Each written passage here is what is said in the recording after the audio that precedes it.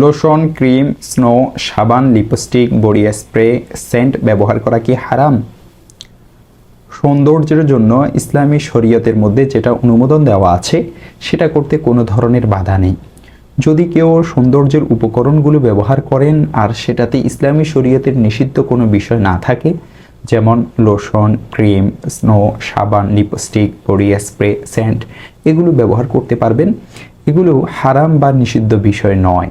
তবে এসব প্রসাধনী ব্যবহারের সময় এ সকল বিষয়ের প্রতি বিশেষভাবে খেয়াল রাখতে হবে। এক, অমুসলিম কিংবা প্রকাশ্য পাপাচারে লিপ্ত নারীদের অনুকরণ করার উদ্দেশ্য হলে এসবের ব্যবহার জায়েজ হবে না। দুই, মেকআপে ক্ষতিকর বস্তু বা প্রসাধনী ব্যবহার করা যাবে না, কেননা আমাদের দেহের মালিক আমরা নই।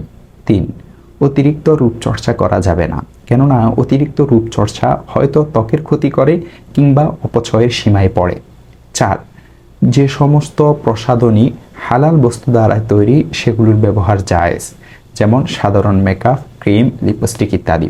তবে এগুলোর উপাদানে যদি হারাম কিছু থাকে এমনটি নিশ্চিতভাবে জানা থাকে তাহলে সেগুলো ব্যবহার করা যাবে না।